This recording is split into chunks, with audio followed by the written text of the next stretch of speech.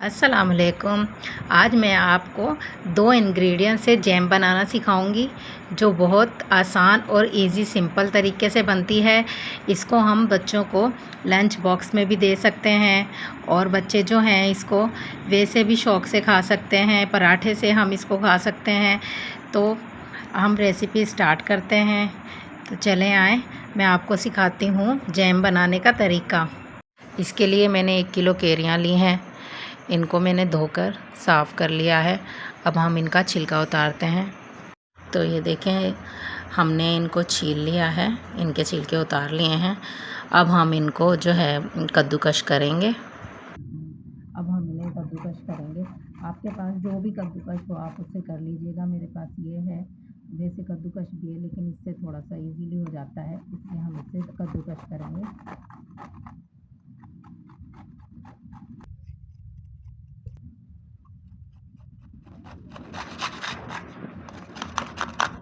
तो ये देखें, हमने कद्दूकश कर लिया है कैरियों को।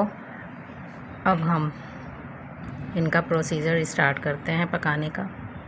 देखें, खाली पैन में हमने जो अपनी कैरियाँ कद्दूकश की हैं हम वो डालेंगे। तो ये देखें, पैन में हमने अपना जो कद्दूकश किए थे कैरी वो डाल दी हैं।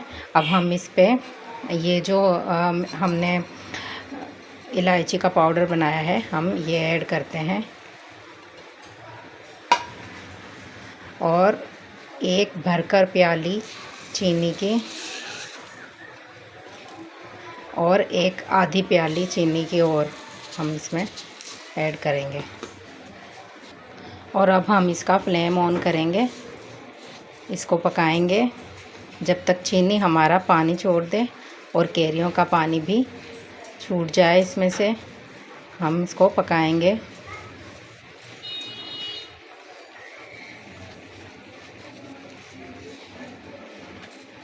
और पकाते हुए इसको चलाते रहना है हमें।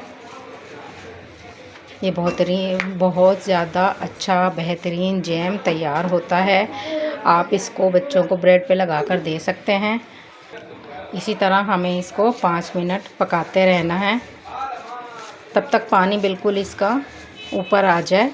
चीनी और कैरी दोनों अपना पानी छोड़ दें, तब तक हमें इसे पकाना है। और एक एहतियात कीजिएगा, हमें इसको सिलोही आंच पर पकाना है ताकि चीनी नीचे से लगे ना और जैम हमारा जलने की खुशबू ना आए, जैम में जैम ख़राब ना हो। इसलिए हमें इसको थोड़ी देर पेशेंसली हमें स्लो आंच पर पकाना है इसको। देखें, चीनी और कैरी हमारा पानी छोड़ रही हैं आहिस्ता आहिस्ता से। हमें इसको पकाते रहना है। ये देखें, पानी हमारा चीनी ने और कैरी ने छोड़ दिया है। अब हम इस पानी को खुश्क करेंगे आहिस्ता आहिस्ता से। ये देखें, इस पॉइंट पे हम थोड़ा सा फूड कलर ऐड करेंगे।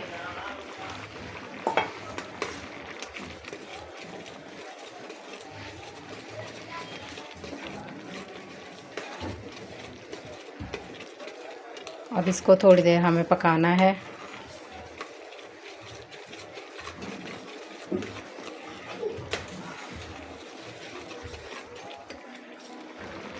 ये जो जैम की रेसिपी है ये बहुत ही खाने में, जब ब्रेड पे या हम किसी और चीज़ से खा रहे होते हैं तो ये इसके जब इस तरह के जो कतरे हैं बीच में आते हैं मुंह में तो ये बहुत अच्छे लगते हैं। और आप जो है आपको लगेगा कि हम रियल जैम खा रहे हैं। हम इसको 1 साल के लिए भी सेव कर सकते हैं। हम इसको इकट्ठा ही बनाकर हम इसको सेव करके रख सकते हैं। बच्चों को लंच बॉक्स में ब्रेड पे लगा के या पराठे के साथ इसको दे सकते हैं। अगर हमारी कैरियाँ 1 किलो हैं तो हमें 1 किलो या उससे थोड़ी कम ही चीनी यूज़ करनी होती है, तब इसका परफेक्ट बिल्कुल जायका होता है।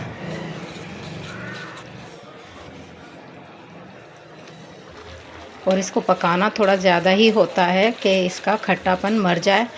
ये थोड़ा सा इसका कैरियों को हम बॉयल किए बगैर ही अगर हम पकाते हैं, इसका जैम बनाते हैं तो जो है इसका खट्टापन काफ़ी दफ़ा किसी की रेसिपी में रह जाता है। तो वो हम ज़्यादा पकाते हैं हल्की आंच पे तो इसका खट्टापन बिल्कुल ख़त्म हो जाता है। बहुत इजी, क्विक और जो है आसान तरीके से बनने वाली जैम मैं बता रही हूँ आपको। आप इसको ज़रूर ट्राई कीजिएगा घर में, बच्चों को बहुत पसंद आती है ये देखें बीच बीच में हमें इसे चम्मच हिलाना है इसका। अभी इसको और पकाना है।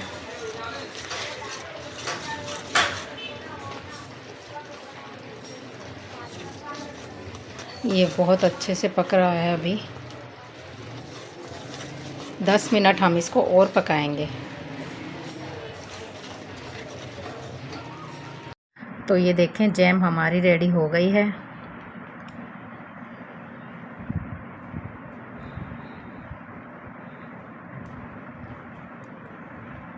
हम चाहते तो इसको पीस भी सकते थे इसमें, लेकिन जो ये इसके क्रम्स हैं जब ये आते हैं मुंह में ब्रेड पे तो ये बहुत अच्छे लगते हैं, इसलिए हमने ये वाली जैम बनाना आपको सिखाई है। बहुत इजी और सिंपल, सिर्फ 2 इंग्रेडिएंट्स से इसमें चीनी और इलायची डलती है जस्ट, और बस इसको पकाना होता है बहुत देर तक। और हम इसको ब्रेड पे लगाकर भी खा सकते हैं, पराठे से भी खा सकते हैं। हम इसको ब्रेड पे लगाकर खा सकते हैं। इसको ठंडा करके फ्रीज में रखें आप, फ्रीज़ क्या कर दें, या फिर आप इसको नॉर्मल टेम्परेचर पे रूम में भी रख सकते हैं। इसको फ्रीज़ कर दें तो ज़्यादा बेहतर होगा। ये हमें हमारी जो है 6 माह तक या 1 साल तक हमारी स्टे करती है। जब हम इसको बनाते हैं तो ये बच्चों को बहुत पसंद आती है। हम इस पे ऐसे लगा के ब्रेड को हम इसको खा भी सकते हैं, बच्चों को दे सकते हैं। तो आप बच्चों को लंच बॉक्स में भी दे सकते हैं हम इसको, और ये इसको बहुत तरीक़ों से यूज़ किया जा सकता है। तो अगर आपको मेरी रेसिपी पसंद आई हो तो प्लीज़ इसे लाइक करें, शेयर करें, मेरे चैनल को सब्सक्राइब करें। अल्लाह हाफिज़।